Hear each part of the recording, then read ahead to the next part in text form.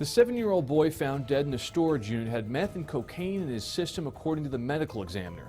Caden McWilliams was found in December. On Friday, the Denver office of the medical examiner released the autopsy results. The report reads in part, "It is possible the decedent experienced complications of injuries, for example, infection or sepsis. However, he may have also suffered a component of asphyxia, dehydration, and/or hypothermia, which cannot be confirmed." Problem solvers taking a closer look at how a lapse of 8 months can actually impact evidence in a case just like this. So sources tell our investigative team that the boy's body was decomposed. You heard Vicente say it, but it doesn't mean DNA or other clues can't be obtained.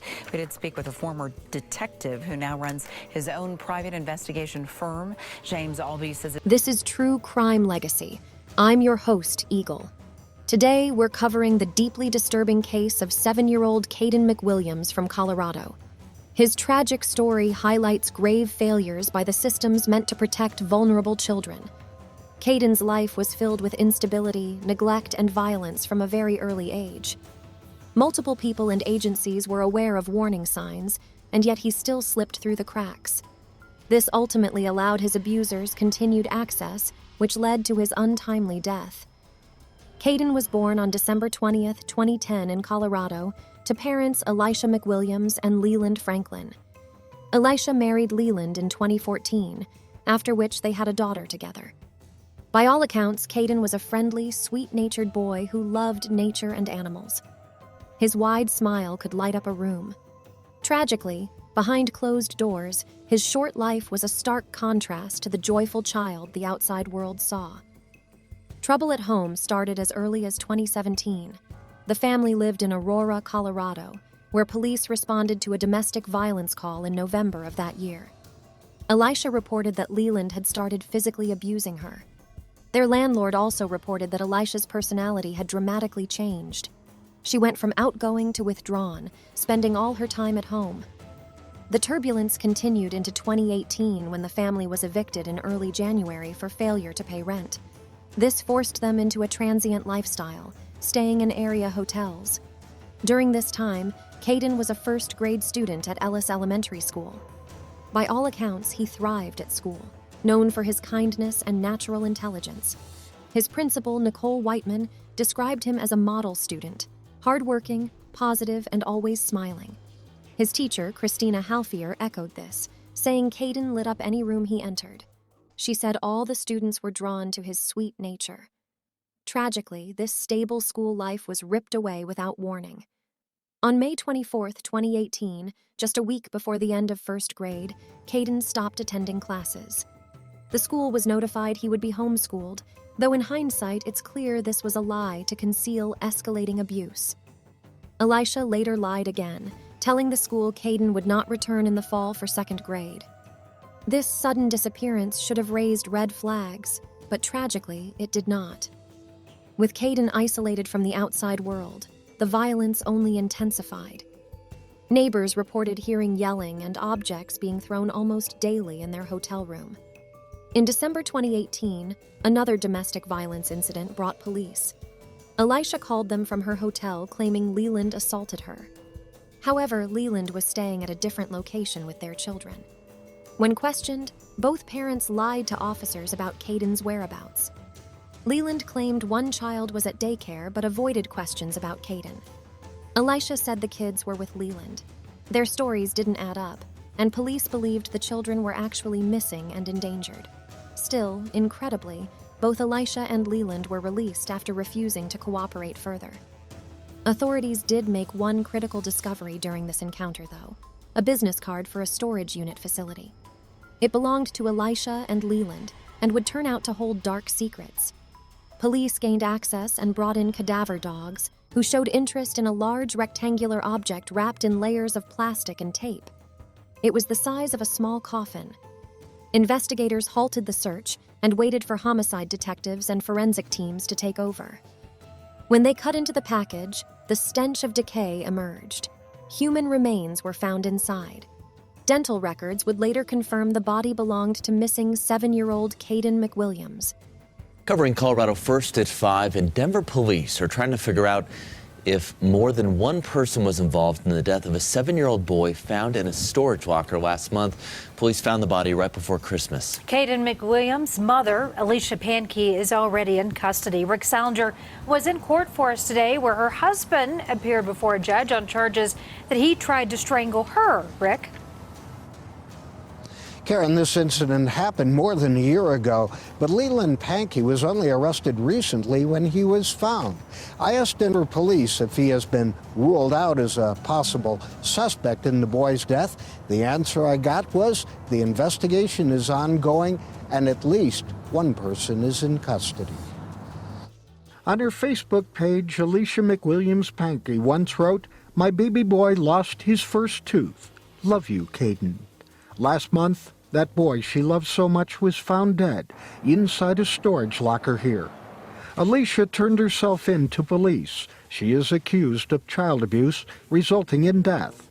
Now her husband, Leland Pankey, appeared in court, accused of strangling Alicia in November 2017.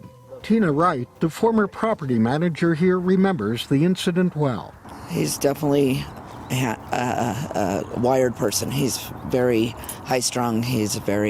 I've heard them yelling and screaming all the time in that apartment. Then, just over 2 weeks ago, at this Aurora motel, police found heroin in a bag of medication belonging to Alicia Pankey. It just breaks my heart. It just breaks my heart. Horrible discovery inside a Denver storage facility. Police confirming to Denver 7 that a little boy's body was found. And that boy's mother's been arrested for his death. Denver 7's Liz Gilardi is live in Denver with what she has learned today about this sad case. Liz? And there's still some big questions that police cannot answer. They will not confirm how long the boy's body may have been in that storage unit or when he died, how he died, but it could have been there for some time. And come to the office, I'd give him candy. It just breaks my heart. It just breaks my heart. Tina Wright saw 7-year-old Camden all the time, remembering the boy in this photo taken several years ago. I was so worried. She used to be the property manager at the Cherry Plaza Apartments, where he lived with his mom, Alicia Pankey. And they always had problems financially paying their rent, but I always worked with them. 2 days before Christmas, police found the boy's body in this public storage facility. It's a quarter-mile away from the apartment where they used to live. When Tina found out, she thought about a conversation she had with the boy's grandmother. And then her mom came in and told me all how worried she was about that little boy. Camden's mom appeared in court this afternoon. She turned herself into police yesterday. On December 23rd, Denver police received information from Aurora police about a missing 7-year-old boy. That same day, the investigation led officers to the storage facility where they found his body. We're looking at the time frame and all of the details. Tina says after she quit her job as property manager, the family was evicted. She's left with so many questions about what happened to such a sweet little boy. And that's when the eviction took place, and they had to get a storage, so who knows how long that baby. I'm waiting for the coroner, to say why he died and how he died. And we did check back in with the coroner this evening, but they have not released that report yet. I did speak with a relative on the phone, and they said they were not very close with the boy's mother, and they were shocked to hear what happened. Reporting live was Gilardi, Denver 7. It's a tough one. All right, Liz, thank you. He was wrapped in a dog crate that had been filled with concrete. How could such an unspeakable crime happen to this innocent boy without intervention? The extent of prior warning signs is staggering. Teachers said Kaden came to school with injuries on multiple occasions. They asked him about them, but he always came up with explanations like falling off his bike. Mandated reporter laws should have required the school to report any reasonable suspicion of abuse. Neighbors also reported screams and violent noises from the hotel rooms where the family stayed. The rooms were visited by police over 10 times in 2018 for domestic incidents, yet the children remained in this dangerous environment. The most alarming fact is that both Alicia and Leland had recent criminal charges related to drug possession and domestic violence. This history of violence provided even greater reason for extra scrutiny of their children's safety. After Caden's body was discovered, a girlfriend of Leland's shared that weeks prior he had alluded to losing his son and needing to grieve. He gave her the code to his storage unit, saying he wanted nothing to do with its contents anymore because it held too many memories. Clearly, there were numerous chances for authorities to intervene and save Caden's life, but multiple individuals and systems failed him. In January 2019, Elijah and Leland were arrested and charged in Caden's death. Well, we went through background checks of this woman who's believed to be the mother at this point. That's what Denver police is telling us. Just 2 days before Christmas, Denver police received information from Aurora police about a missing 7-year-old boy. And then yesterday, the woman believed to be the mother of that boy turned herself in. Denver police's investigation actually led them to a storage unit on East Evans Avenue here in Denver, and officers found the body of a young boy. Right now, they say the medical examiner will make a positive ID on the body and the manner of death. And that father, Leland Pankey, will have his first advisement here at the Lindsay Flanagan Courthouse later this morning. His mother, the father rather, and his mother both facing serious charges in this heartbreaking case. Here's the photo of this father, 39-year-old Leland Pankey. He's charged with first-degree murder, child abuse resulting in death, and tampering with a deceased human.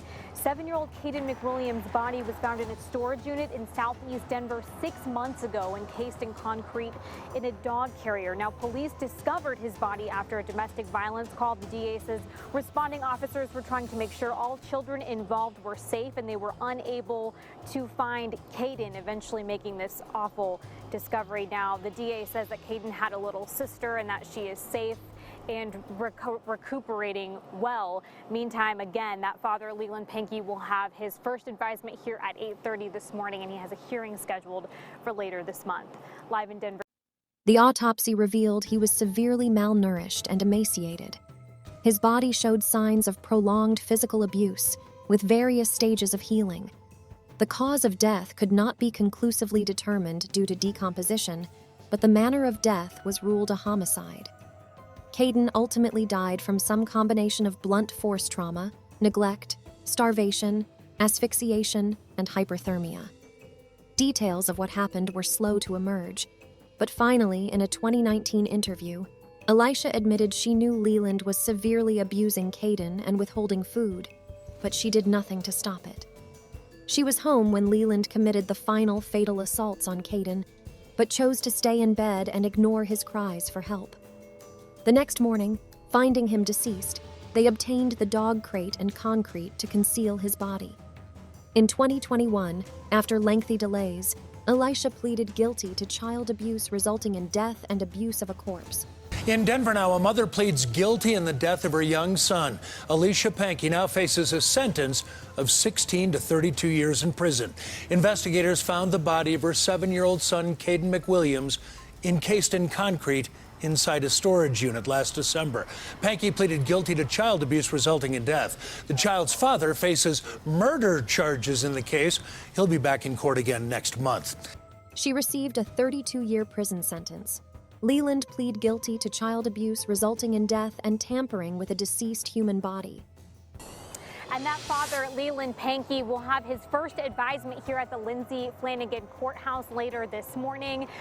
His mother, the father rather, and his mother both facing serious charges in this heartbreaking case.